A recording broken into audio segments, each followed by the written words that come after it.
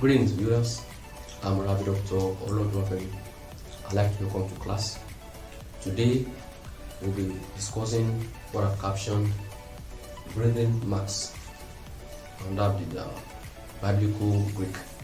Now, breathing marks are very important because for correct intonation of the Greek words, it's very important that you understand the breathing marks, and also it also aids your differentiation between similar words in Greek. Then when you are trying to read a text, for instance, an arcane in Ologos, and arcane in Ologos, that's it's very short, that's John chapter 1 verse 1, that's in beginning was the word. In beginning was the word. Alright, so when we try to read that kind of text without the breathing mark, it is very difficult to maintain the poetic reading. So this is part of what I'm going to show you in this lecture. So we're going to talk about the breathing marks now. Now, breathing marks are marks that are used in Greek, and majorly they are placed on vowels. So they are placed on vowels. Alright. So they are placed on vowels, and then diphthongs. I'll check my video on the diphthongs. Then the consonant rho. This rho is one of the Greek letters. Alright, so I said breathing marks are marks placed on vowels when a vowel begins a word in Greek. So we have the breathing marks on them. Then they are placed on diphthongs. Now, in the case of diphthongs, when they are placed on diphthongs, we have, just for instance, we have a word like Uresco.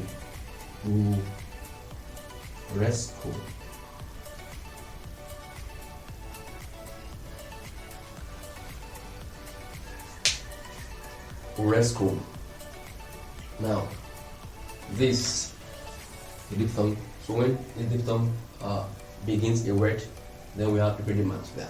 Alright, so this mark is placed here. Now, in the case of a diphthong, the breathing mark comes on the second vowel in the word. It comes on the second vowel of the word. So the breathing mark will be here. The breathing mark. Alright. So now this is a consonant rho. So this is an exception case. Exception. Now when we talk about the rho, when rho begins a word, also it also carries the breathing mark. For instance, we have a word like rho.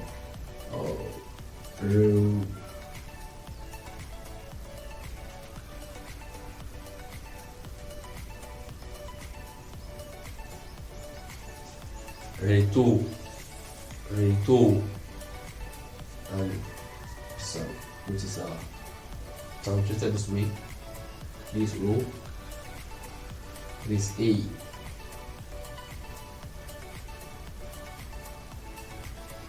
this the T. That's we have it here. Tau, and this O, omega, and this another rho. Now, in the case of this, rho carries the breathing mark also. We should move to rho breathing mark. Then this way is being translated. Now, when we talk about breathing marks, let me quickly put this. We have a cool. So that's no breathing mark there. Alright, so breathing marks from this example. This is the breathing mark, this is another breathing mark. Alright, so breathing marks are marks that are used in Greek and which help for easy intonation and as well help to maintain the poetic rhythm in a text. Then we have two major breathing marks. We have the rough and the smooth. Coming in, we have two major breathing marks in Greek written here. We have the rough and the smooth breathing marks. So let's start with we have rough and we have smooth breathing mark. Now, the rough breathing mark is with this symbol.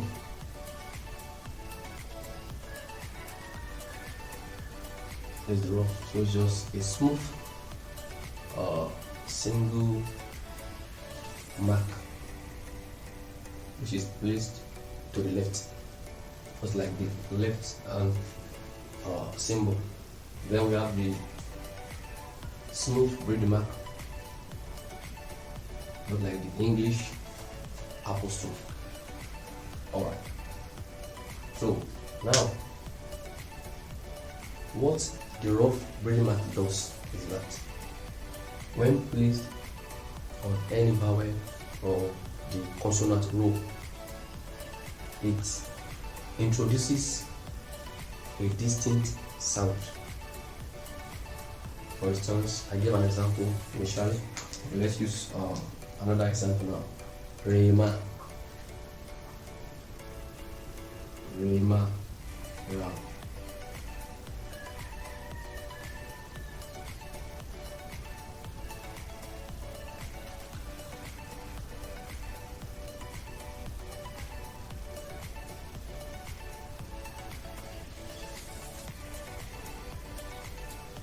So,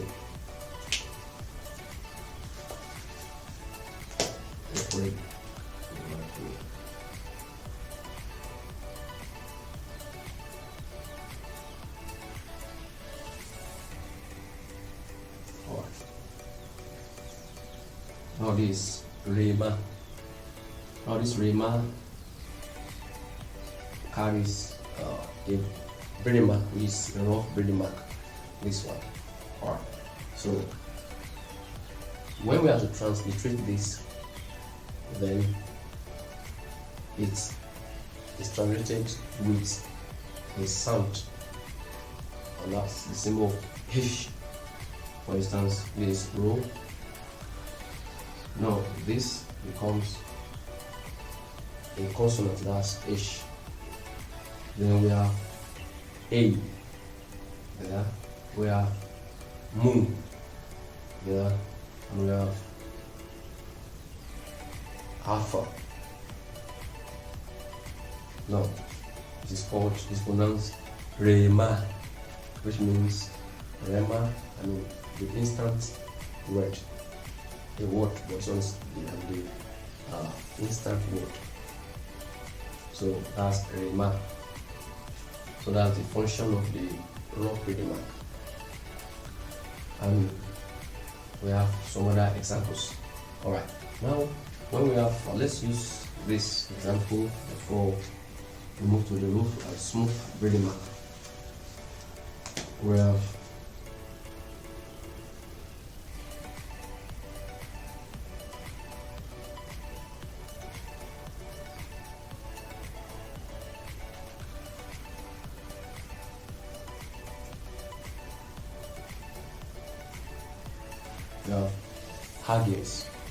hagios. Now this is rough breathing mark, which means when I transliterate and also pronounce this word, it will pronounce with the sound H sound, that is hop, H sound, H sound. So instead of pronouncing it as hagios, it becomes hagios. Alright, let's transliterate. When I transliterate, H sound comes before alpha, then we have gimel, and gamma, we have delta, we have omicron, and we have sigma. So it becomes Agios, and which means holy. Means holy. Alright. Now note that when this is a capital case and an upper case, that's capital letter. Now, when the rough middle mark is to be placed on a capital letter, then it will be placed beside that letter, not on the letter. Just as we saw in the initial case of Rema, it will be placed by the symbol and not on the symbol. So let's move to the smooth braiding mark. We have examples of the smooth braiding marks. As for example, we have